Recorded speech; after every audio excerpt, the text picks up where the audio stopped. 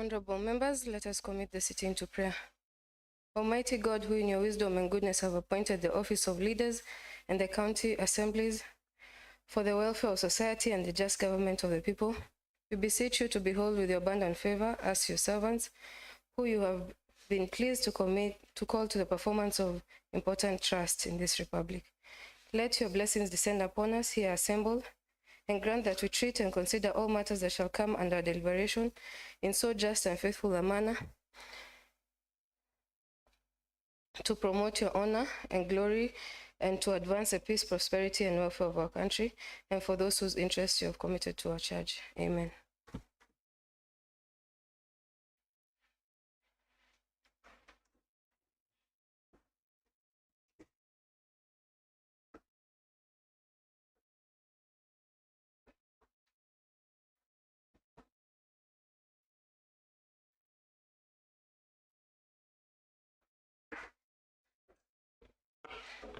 Honorable members, I confirm that we have quorum to proceed with the sittings. Clerk, read the orders of the day. Order number 1, administration of oath. Next order. Order number 2, communication from the chair.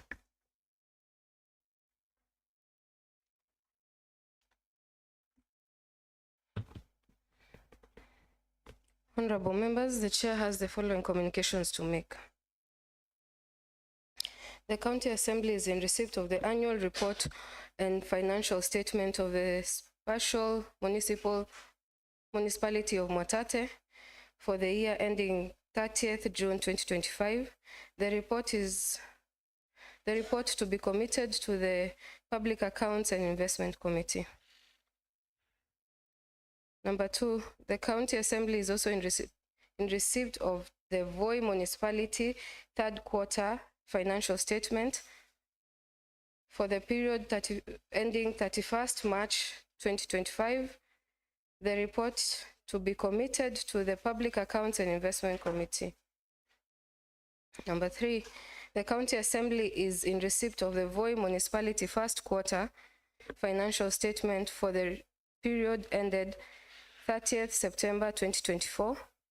The report is committed to the Public Accounts and Investment Committee. 4, there shall be a speaker's kamkunji after the rise of the morning sitting. 5, the Health and Sanitation Service Committee will hold a meeting with the Department of Health Services after the speaker's kamkunji. Next order. Order number 3, messages.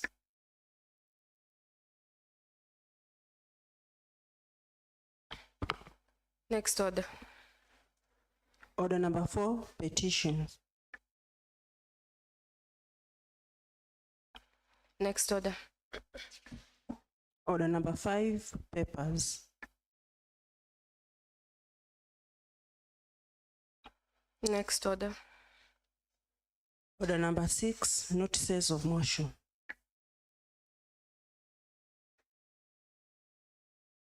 Next order. Order number 7, questions and statements. Honorable Amos Makalo.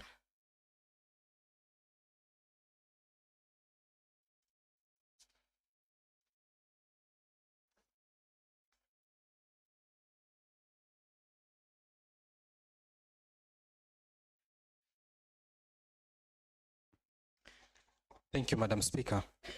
I rise to seek a statement on the budget implementation for development projects financial year 2025-2026 in Taita Taveta County. Madam Speaker, in line with the parliamentary best practice, precedents and conventions, and pursuant to the provisions of the Taveta County Assembly Standing Order number 61-1 relating to sitting order number 7 statements, a member of the House can seek a statement requiring issues, circumstances, situations, and matters pertaining to the attention of the county government, the national government, of the public entity, where such mandates relates to management of public service and leadership to the citizens and institutions as per the Constitution of Kenya 2010 and our current laws are concerned. In the view of the foregoing, I rise to seek a statement regarding the status of the budget implementation for the development projects in Taita Taveta County for the financial year 2025-2026. Madam Speaker, the County Assembly on 1st October, during the morning sitting numbers, approved the current financial year budget with clear allocations for development projects across departments and wards. However, we are already in the second quarter, yet procurement activities have not commenced and there is no visible progress on the ground. This delay raises concerns over the absorption and development of funds and timely delivery of essential services to the people of Taita Taveta County. Madam Speaker, it is in this regard that I request the Chairperson of Budget, Finance and Appropriation Committee to provide a statement of the following matters within the next 14 days. The status of the procurement process of all projects approved development projects for financial year 2025-2026, indicating the progress across departments. 2, the fund released and utilized to date, including the absorption rates for the department. 3, the challenges causing delays in procurement and implementation. 4, the measures being taken by the executive to fast track the implementation of the projects. And number 5, the timelines of completions of projects to ensure all utilization of the development funds within the financial year, Madam Speaker. It is in this regard, Madam Speaker, if you have been carefully following through how this county has always been rated in terms of our development and expenditure, and the rain always start beating us, Madam Speaker, on when we start procuring. 3 financial years down the line, we have not learned our lesson, Madam Speaker. And this one looks even more worse because, Madam Speaker, we are finishing the second quarter. That means half of the financial year is about to go. And it is worrying us as the oversight body of this county government that we have not seen any steps, Madam Speaker, to see that the projects that were earmarked for this financial year development, both in the respective wards and even in the entire executive arm of projects that were meant for development, Madam Speaker. Is it that this is the only county that has faced this challenge or is facing these challenges? Or is it that we have developed a culture of avoiding spending money on developments, and then, Madam Speaker, we all come and put this blame with the unrealized revenues, the normal songs and choruses we have been hearing, Madam Speaker. I'm a worried member of Kasigau Ward County Assembly. I'm in a Kasigau Ward, Madam Speaker, because I have several development projects that were people-driven, Madam Speaker. I am very worried that come the end of this financial year, I have a very big fear and a feeling that some of these projects that I had by people suggested, by people who were involved in the public procurement, public participation, gave out their project, Madam Speaker, to be implemented in this financial year. I'm very worried that we are hitting half of the financial year. I have nothing to explain to them, as much as they demand so much from my side as their oversight member and as their county assembly member. Little do they understand that we don't implement these projects, and all the blame is fixed on us, Madam Speaker. And unless, Madam Speaker, we come up with a mechanism of making sure these projects are timely undertaken, because 6 months down the line and I have development projects, including constructions of 2 new ECD centers, just to mention few projects in my ward. To mention a few projects in my ward, Madam Speaker, they include the roads network, including the fuel levy, Madam Speaker, including the expansion of ECD centers, a medical facility. And to date, I've not seen any effort towards achieving that procurement, Madam Speaker. I'm a very worried member of this county assembly, and I had promises when this budget was being done, so that, Madam Speaker, they will be able to see some fruits of the devolution, and, Madam Speaker, they will see the good things that they've been crying for and praying for happening in my ward. But I'm a worried man. So unless these questions are extensively responded to, until I get convincing answers from these questions and from this statement, Madam Speaker, I'm a very worried person. We are going for recess. will be coming here in February, Madam Speaker, and I've seen no actions has been taken by this honorable executive committee, executive government of Taveta.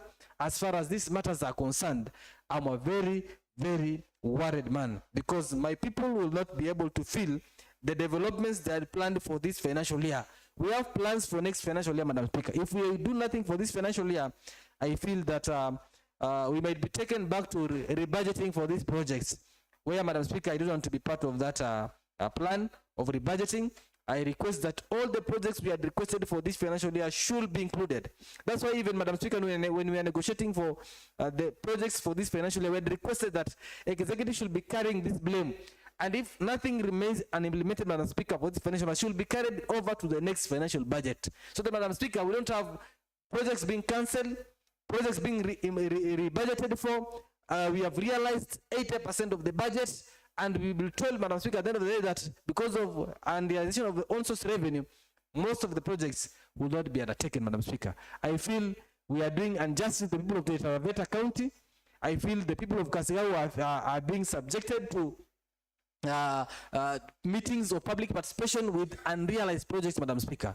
Unless we correct this, and I feel by responses of these answers on these questions, Madam Speaker, then we can chat a way forward. But from where I sit, Madam Speaker, I'm a very worried man, because half year is going and nothing has been implemented. I have not seen any adverts on procurement, and I'm very worried, Madam Speaker. With those remarks, Madam Speaker, I demand that the committee in charge should work tirelessly, bat the midnight oil, and give the response within, and I'm not taking anything more than 14 days. This must be within the 7 days, Madam Speaker. With those remarks, Madam Speaker, I submit.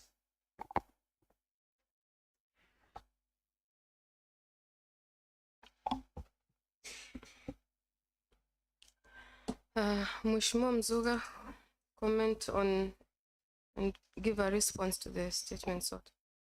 Thank you. Thank you very much, Madam Speaker. And I'm sorry to say that my voice is letting me down. It is a bit hoarse because of the weather. Madam Speaker, this statement has come at the right time.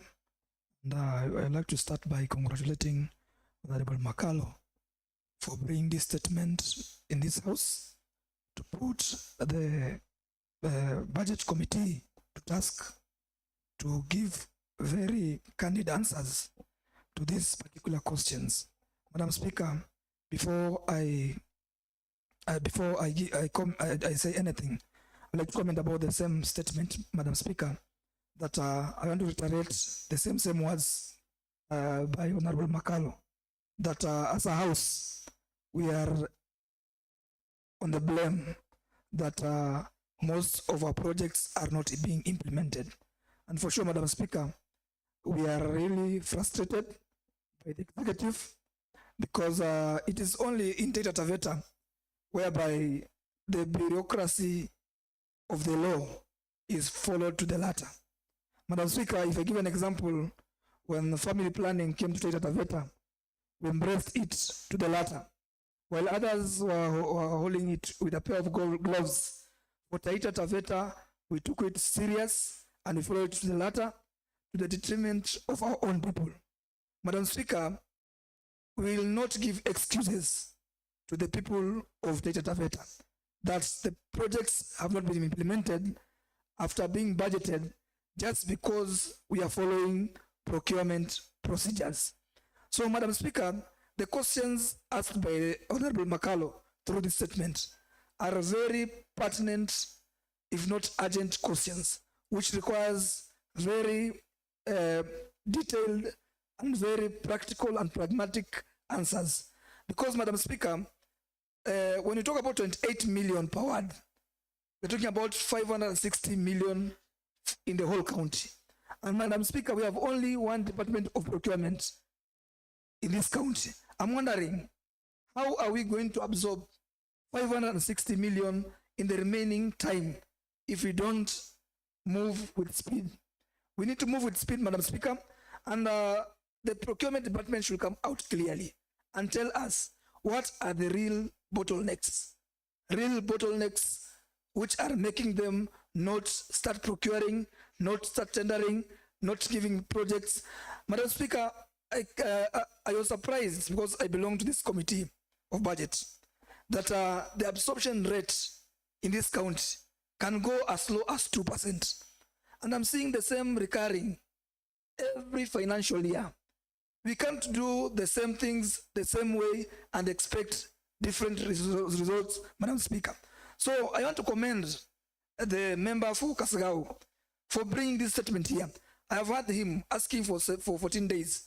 But as for me and a member of this committee, I think 14 days are even too long for this statement to be answered. Because what I know is that already the department has been there, it has been existing, it has been in place, there's no replacement, the procurement officer is there, so they know everything. They know why they are delaying us. Why are they delaying the people of Taita Taveta, their projects? Madam Speaker, the issue of pending bills comes with these delays because the moment we close to the second quarter and we got the third quarter, it means most of the projects will be done at the tail end of the financial year. And that one means clearly that these projects will not be paid for, and therefore they'll cross over to the next financial year. So every day we are being questioned by the Auditor General, by the Control of Budget, by the Senate, about the same questions of pending bills. We have blamed the first government, the government of Samboja. We have blamed the second government, the government of Mrutu. Now it is our government. We have not corrected anything whatsoever. We are still accumulating pending bills because of these delays. So, Madam Speaker, I'll also indulge you to give further directives on the same thing. But for me, I will say through Honorable Fokasgao that we are going to go to delve into this matter and give answers in 7 days. Thank you very much, Madam Speaker.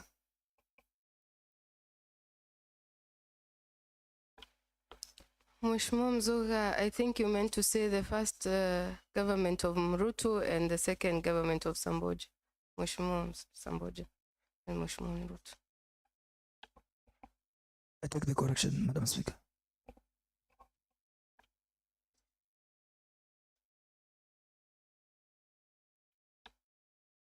Any honorable member to comment on the statement sought? Mheshimiwa Newton Kifuso.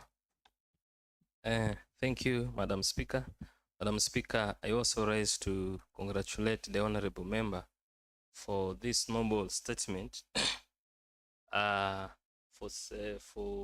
wanting to know the progress, the status of the implementation of the budget, which we passed.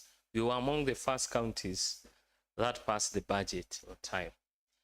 And unfortunately, there have been an issue that everything, the scapegoat have been the e-procurement.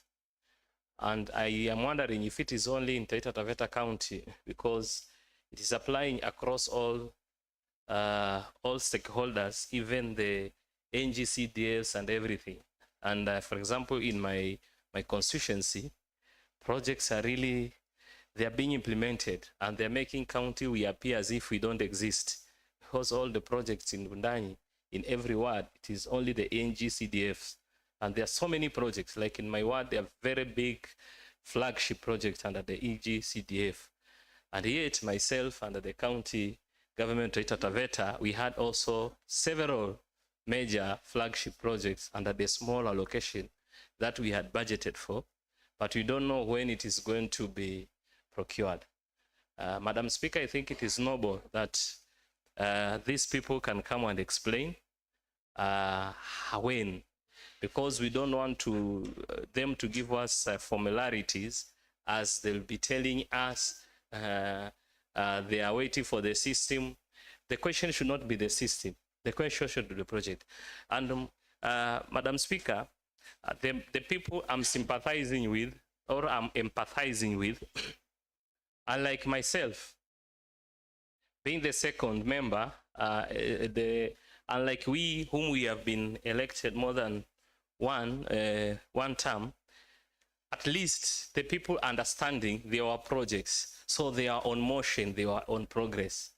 But I am trying to imagine my brother, Honorable Mabishi, allow me to use him as an example, that all the projects which are in Chavia Major, they are of our colleague, the former, whom used to sit somewhere back in the back behind Majority Leader. And now, this year, there's not any project. So people are only seeing the former member projects, not his projects. So what does that mean? How are you going to explain as a new member, what are you going to show people that you have done? Because all the projects, they are those who have been done by the previous member. If I take example of my home ward, because my home MCA is Honorable Jim, and sometimes I stand on his behalf and defend him in many many public forums in my home ward, because nothing is working, nothing is on the ground. It's not because of him, but it's because those projects have not been procured. But when people stand, they say, Honorable Jimmy is eating our funds. We saw the document with the projects worth millions, but Honorable Jimmy has eaten our money and he cannot be seen, which is not true. But people love propagandas. So the moment this house will stand and know that next year, time like this, when you are in this house, Honorable Madam Speaker, you are here on last time with us and the few of us. And next year, time like this, our seats was 2022. Our seats were so hot here. When you are here moving a statement and you are receiving messages and calls that an opponent have organized a major rally using the documents since 2017 to 2022 of budget and telling people where are these documents. So I know because of time, we need these people to come here and explain. Because members, honorable members, let me be honest, I'm not a prophet of doom. The same majority leader used the document he was telling us to go and use the tricky of all the and the rest. Members, there's a writing on the wall. Your opponent will use all the budget documents passed here. They are documenting them and they'll go village to village. This project, it was never done. This project was never done. Unlike some of us, we were the ones whom we were there and we are here. So it's a continuation. So what projects, what are you going to tell people? The projects were passed. It is your oversight to do them. I'm not a prophet of doom, members, but if you are not seeing the writing on the wall, next year, time like this, when you'll be hearing your opponent is holding a major rally, campaign rally, even the statement, you'll cut it short and you'll run to go and counter. How are you going to counter that? I'm not a prophet of doom, but next year, time like this, honorable members, the newly elected 15, this house will be a hot house. It will not a business as usual. You look for Newton to help you to move a motion, I will be nowhere to be seen. You look at leadership, no one. It will be your business, you and your God. And as we are talking, things are already boiling on the ground. My friends, there is one term, bandwagon, down. What are you going to tell the people? You have a project. It was never done. Honorable Jimmy, I'll not be there. Nowadays, I'm here, there for you every day because that is my homework. I will protect you for that. But next year, time like this, I'll be nowhere to be seen because myself, I'll be fighting the giants who will be also on my neck.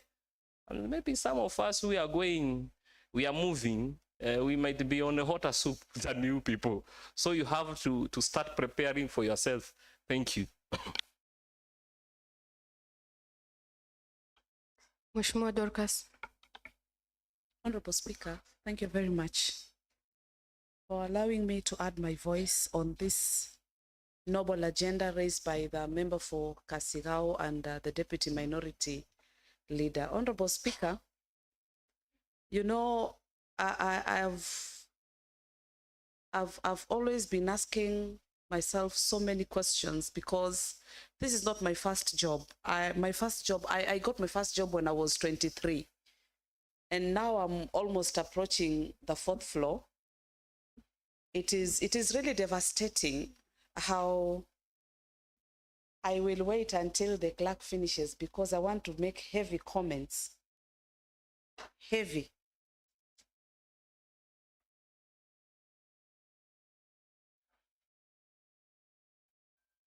Honorable Speaker, ever since I got employed, I think this is one of the jobs that has a lot of unserious people, very unserious. We are almost doing our 2nd quarter in a new financial year and nothing is happening. There are so many things that, truly speaking, just like what member for Kishushe has said, is that there is somebody who is on a mission or has already known maybe is a one term, and they want to drag us to that road. You know, it is sad that we come here.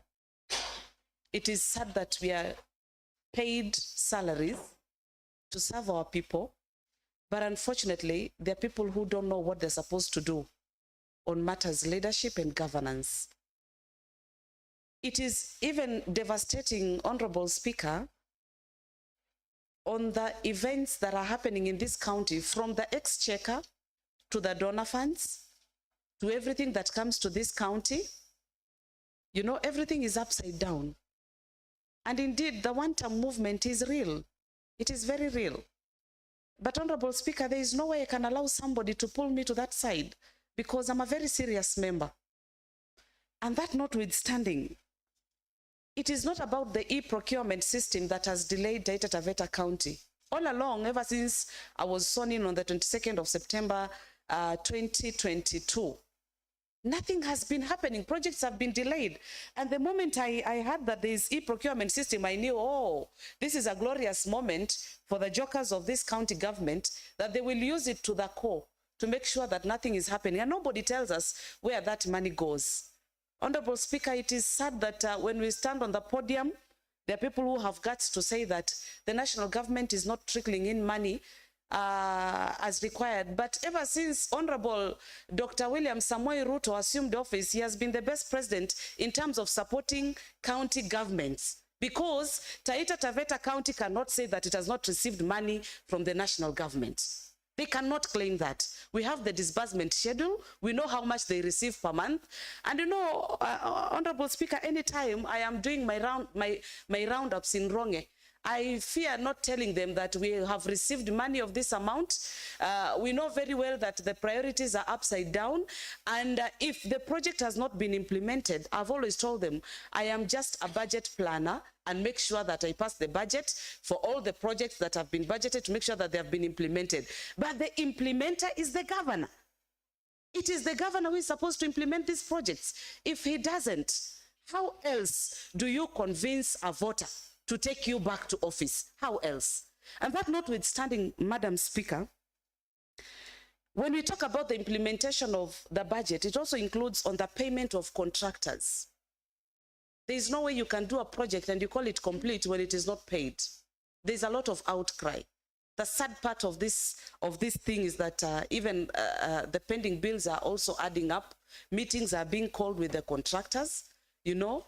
Apart from serving them tea and mandazi, what else does this county government does for the people of Taita Taveta? When that time comes, which it is already there, and you know, Madam Speaker, I am a truthful woman, and if I choose to hit you and I have facts, you don't blame me. But truth be said, that there is a lot of mediocrity, and at times I ask myself, does Governor have honest friends around him? And wherever he is right now, is he comfortable and satisfied that this county government has served people as it is required? Look at how the fuel levy thing has been handled. The funds trickled in long time ago. There is no road. Again, are they going to tell us that it is the e-procurement? Corruption is on top notch. You read on the reports from the Auditor General, you get surprised. Is this really Taita Taveta County? Are these Taitas who are doing this kind of things? Because we were used to some communities where my mom comes from, is where you'll realize the profession of stealing is something else. But unfortunately, my community is worse than my uncles and my cousins. Shame on them again.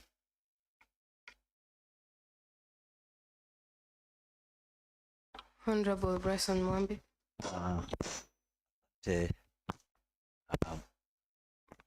Asante Mheshimiwa Madam Speaker kwa nafasi ambayo umenipatia. Langu tu ningependa kusema kwamba namshukuru Mheshimiwa Amos wa Kasiga Ward kwa kuleta hoja hii bungeni kwa wakati ambao hakika ni wakati ambao unafaa. Na wacha niseme kwamba waheshimiwa wenzangu, unajua kwamba hivi karibuni tutaenda katika long recess. Na tukianza long recess tutakuja kurudi hapa labda February mwaka ujao. Kwa hivyo ameuleta mswada kwa wakati unaofaa. So mimi ningependa tu kuomba waheshimiwa wenzangu tuweke vichwa kwa pamoja kuhusiana na utekelezaji wa hii bajeti ya mwaka huu, mwaka 2025-26, hasa kupitia kwa mwenyekiti wetu ambaye anayeweza, kuna uwezo, Mheshimiwa Jimmy. Ni wakati huu tuweke vichwa sote pamoja kabla hatujaenda hiyo long recess. Tuhakikisha kwamba hawa mabwana wenzetu, hasa wale ambao wanatakana watekeleze hii miradi, ikiwezekana tukae pamoja na wao, tuwaite na watuelezee kutekeleza hii bajeti, hasa kwa upande wa miradi ya maendeleo wamepanga vipi, na watupatie muda wa kusema ya kwamba, wa kutuonyesha kwamba kufikia wakati huu kila mradi utakuwa umefanya nini, kila mradi utakuwa umepata mwanakandarasi. Bila kufanya hivyo, ama tusipofanya hivyo na hawa mabwana zetu, kati ya wiki hizi mbili ambazo zimebaki ama wiki tatu zijazo, kuanzia nikihesabu na hii ya wiki hii, basi tutakuwa tayari tumeharibikiwa, ama hatutaweza kutekeleza miradi yetu ile ambayo tulipangia na tukapitisha kwa bajeti kwa niaba ya wananchi wetu wa Taita na Taveta. Kwa hivyo langu tu hilo haswa ndio sahihi, linanikera kwa sababu tukienda tu hiyo long recess, tayari hata tukirudi mwaka ujao tayari muda umeshafanya nini, mwaka utakuwa wa serikali unaisha. Na hata pia miradi, unajua vile tunavyojua ni ya kwamba hata kama ni ujenzi, si uko na muda kama ni miezi miwili mitatu. Kwa hivyo unakuta kwamba ule muda wa mwaka ujao mtu hataweza kupatiwa kazi na aende ajenge, amalize huo mradi na aje alipwe kabla ya mwezi wa sita kumalizika. Kwa hivyo naomba haswa kupitia kwa mwenyekiti wetu, hebu tupange haya mambo vizuri ili tuone kwamba miradi yetu imetekelezwa kwa wakati ambao unaofaa. Asante Madam Speaker.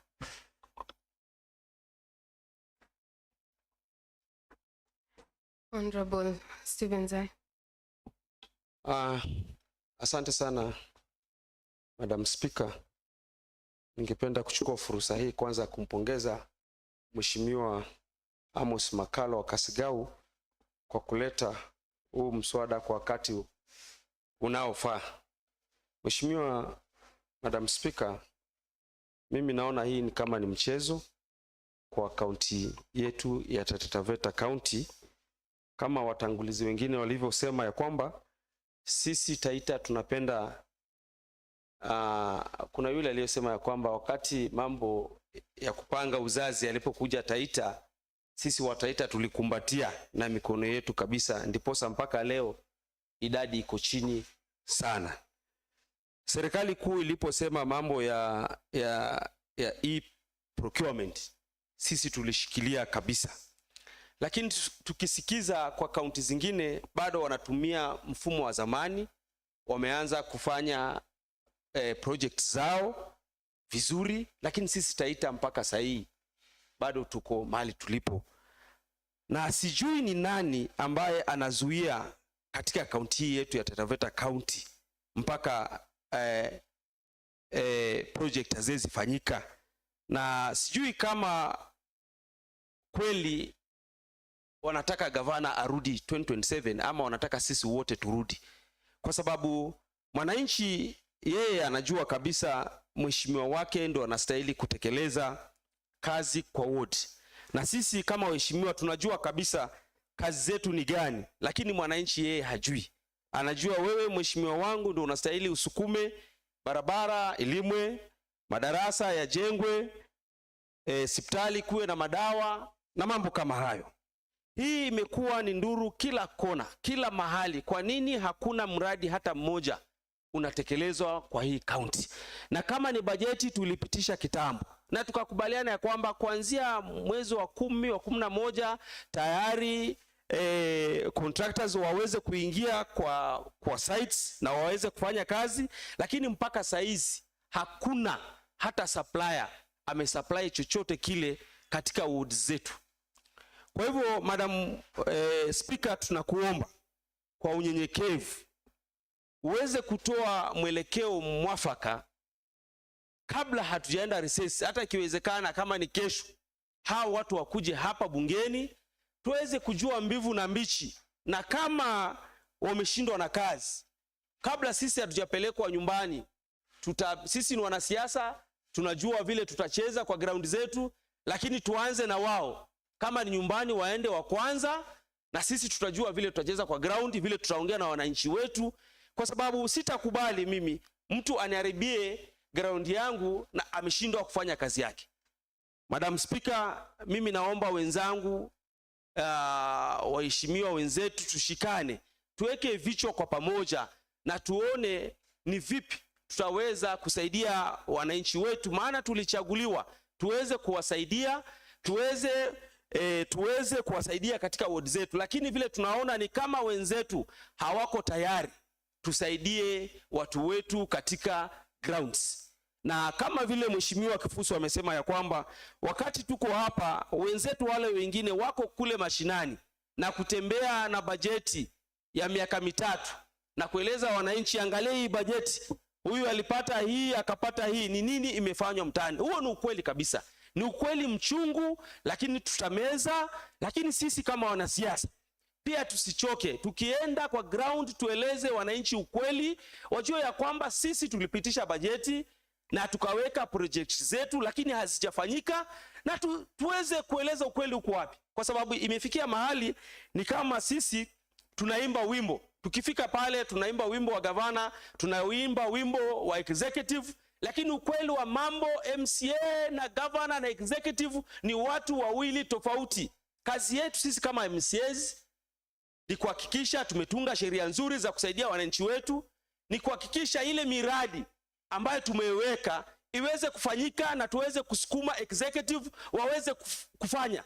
Huu ni wakati sasa, kama ni urafiki afadhali uishe, lakini kazi kwa ground lazima zifanyike. Huo ndio ukweli wa mambo. Mimi niko tayari kukosana na gavana kwa sababu ya mwananchi wangu, niko tayari kukosana na executive kwa sababu ya mwananchi wangu, nikiweka bajeti yangu iweze kufanyika. Kama ni barabara ilimwe, kama ni klasi zijengwe, kama ni hospitali zangu ziwe na madawa. Lakini kama watu wameamua wao ni one term, mimi niko kwa long term. Mimi hapana one term. Kwa hivyo nitahakikisha mimi nitapigana nao kwa ground, iwe mbaya mbaya. Mbaya mbaya. Huu ni wakati, kama ni mbaya mbaya, kama ni noma noma. Kwa sababu hatuwezi kukubali hayo mambo yafanyike tu kwa sababu mtu ameamua, labda yeye ameenda. Wengine ni wazee, mimi si mzee, bado tunasomesha watoto wako nasari, tunasaidia watoto wasome. Kwa hivyo Madam Speaker, mimi ninaomba wakati unapeana mwelekeo, peana mwelekeo ambao utatusaidia. Na ninaomba wenzangu, tunaongea haya mambo vizuri kabisa. Kesho wakija hapa nisisikie mwingine baada mmetoka kwa chemba hapa mnashikana kule nje mnaanza kuongea mambo ambayo haeleweki. Wacheni hawa mabwana wakija hapa, wakitoka wao wanasindikizwa na masagent, wanatoka kwa geti wakiendaga, ndio wataweza kutufanyia kazi. Kwa hivyo Madam Speaker, yangu nayo machache, na naunga mkono mheshimiwa Kasigau kwa hii hoja ambayo ameleta bungeni. Asante Madam Speaker. Honorable Mabishi. Thank you, Madam Speaker. Madam Speaker, also like to congratulate my brother, Mheshimiwa Amos, for requesting for this statement about the implementation of the projects on the ground. And also, Madam Speaker, my brother, my mentor, Mheshimiwa Kufuso, has said it all, that there is a writings on the whole. And it is good that we get in terms with the reality on the ground. So, Madam Speaker, I'm equally flabbergasted by the pace in which the implementation of the projects is taking place in our county. So, as my brother Chris, my brother from Marungu has insinuated that it's good that you use the wisdom and the powers vested to you, Madam Speaker, to order the head of the procurement to appear before this House by tomorrow, because these are matters of great importance to this county, because people are watching onto us.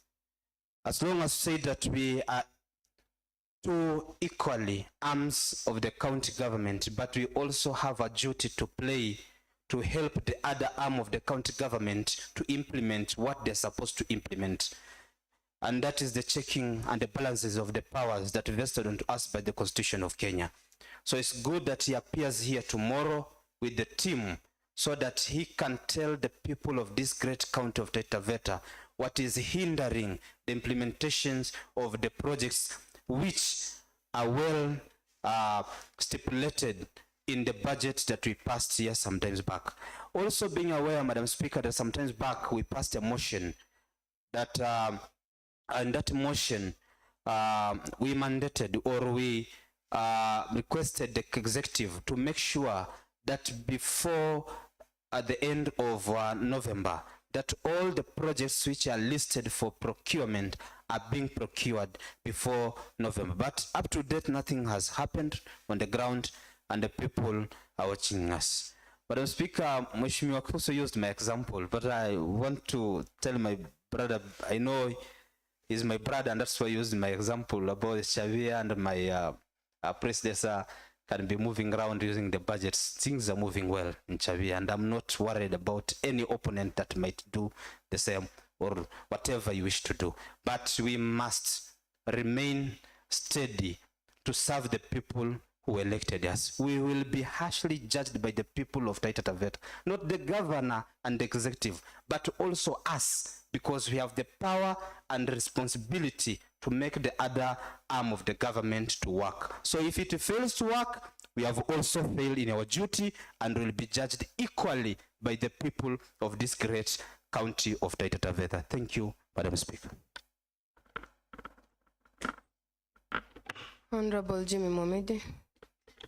Thank you, Madam Speaker, for giving me the opportunity to also contribute to very important motion, statement sought by my brother, Honorable Makalo. First and foremost, I want to congratulate him for picking up the moment of times. The mood of the House is real, and indeed, it is of great concern that there is so much lethargy.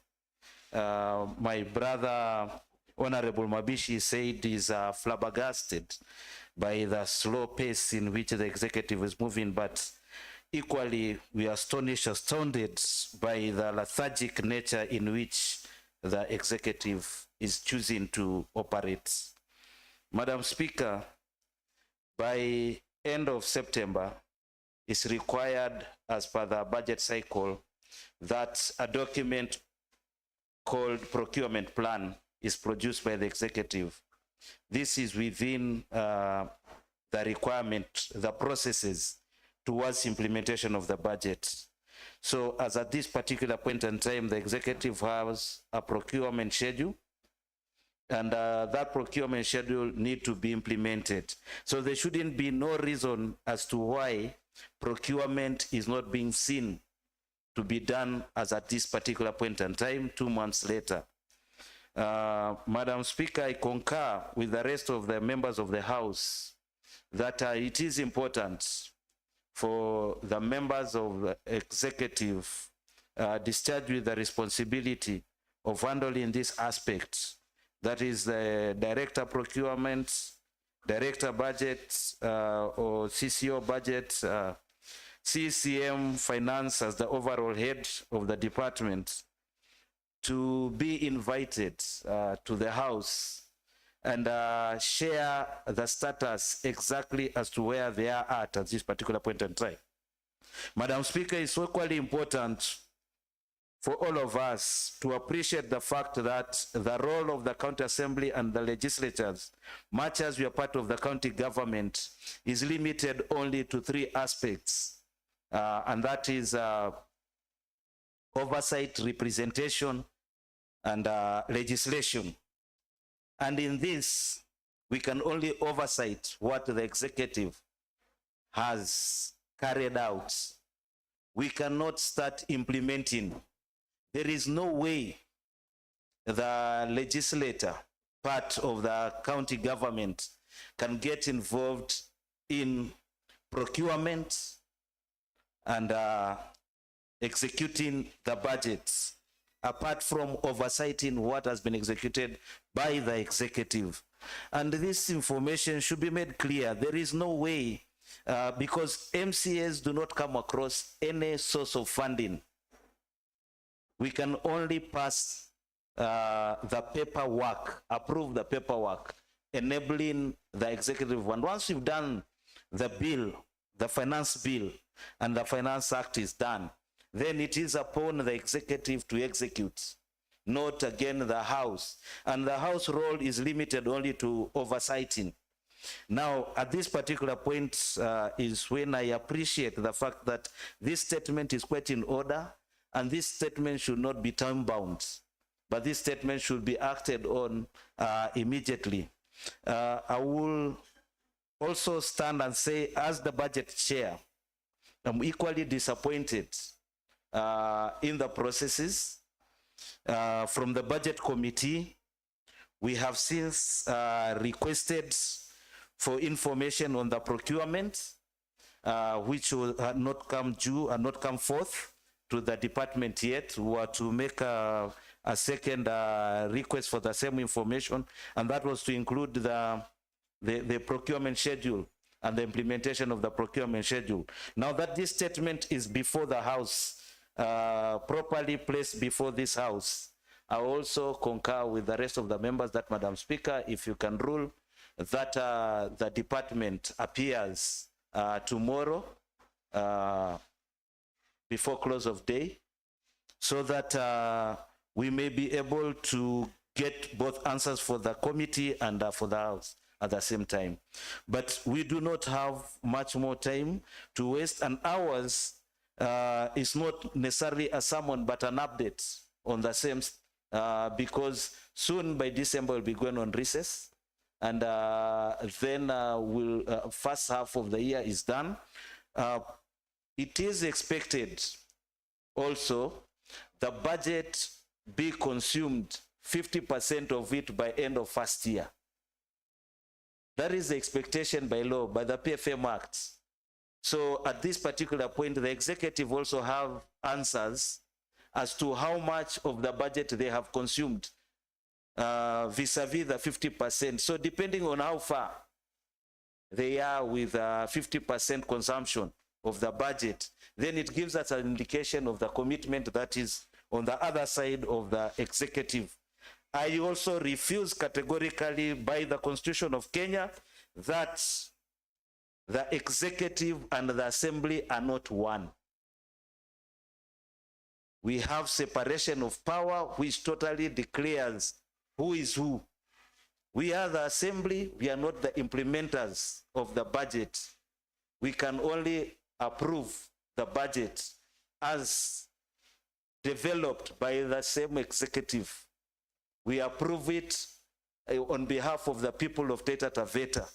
So failure in the implementation of the budget squarely lies with the executive, and the executive arm is led by the governor.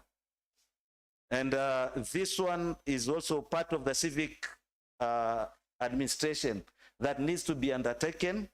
And maybe, Madam Speaker, if it falls within, you can also further rule that the Assembly produce a schedule of public civic activities in the next half of this financial year. Because, Madam Speaker, this is an area that has been neglected. It is supposed to be undertaken by the executive, but the executive have no interest in doing the civic education for the people. So maybe the Assembly can also look into that so that the community may understand. We as the Assembly, what are our roles, and the executive, what are their roles. This role squarely falls under the governor's purview and the executive. Thank you, Madam Speaker.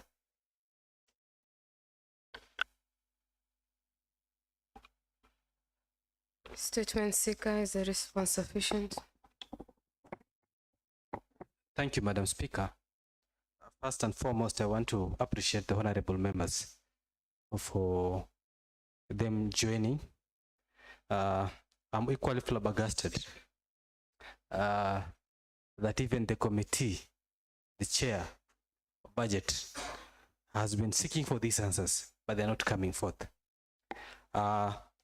It's quite, it will be quite unforgiving if we as the honorable members of this third regime, we don't stand up for the people who gave us the ability to be able to be their oversight and to be their eyes on the projects that need to be implemented, Madam Speaker. There is a very thin line between my duties as mentioned here and in the Constitution with the projects that should need to be visible in Kasigao. My people will have no reason, Madam Speaker, to elect me back to this honorable house if I cannot be able to pinpoint projects that were implemented when I am their current and their member of the county assembly on this particular time of the government, Madam Speaker. That's why I'm calling upon all of us as honorable members, as much as we might clearly stipulate our roles, but until we really push this executive, Madam Speaker, to be able to implement projects, Madam Speaker, we are not guaranteed over re-election.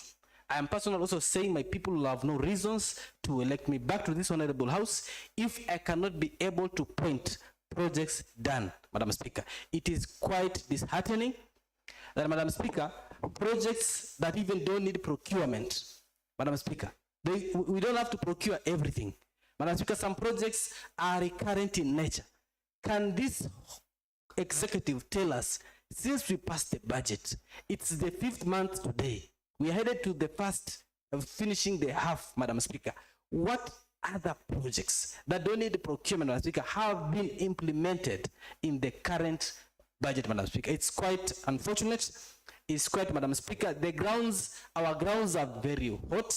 Our ground, Madam Speaker, there's no peace on the ground. Unless other, Madam Speaker, have peace, Madam Speaker, then unfortunately, Madam Speaker, in our wards, Madam Speaker, we don't have peace because there's nothing happening. And this takes me to one proverb, Madam Speaker. Allow me to use this proverb, an African proverb that says, unless the bed shakes regularly, a house will not be in peace. Madam Speaker, our hearts are not in peace because there's nothing happening. Nothing is happening, Madam Speaker. So that's why I feel, I agree with honorable members, this should not take 14 days. This should not take 7 days. The earlier it can take, Madam Speaker, the better. Because, Madam Speaker, we need to understand what has been happening since we passed the budget. I would like them, as they respond, Madam Speaker, they should add also on the requests that they've been doing. In the question 2 that we are asking about the funds realized, I personally feel they should submit this fund realized with the requests that have been done to procure the funds. It is quite unfortunate that we are here today lamenting, and Madam Speaker, we have a duty to undertake. I am contented with the fact that the response should be here at the shortest time possible, not more than even possible, not more than 7 days. But with your direction, Madam Speaker, I feel this statement is long overdue. We need to get answers as today so that we are able to go back on recess and talk and engage the people that have elected us. With those, Madam Speaker, I am contented. Thank you.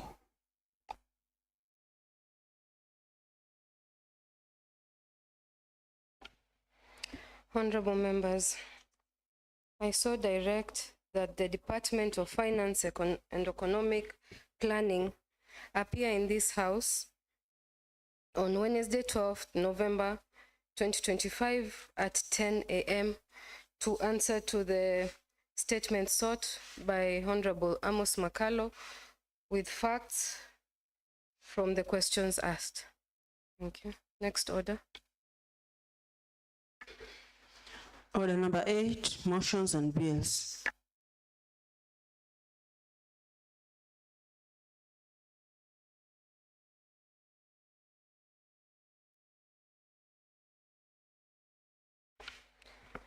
Honorable members, there being no other business, the House stands adjourned until Tuesday, 11th November 2025 at 2:30 p.m.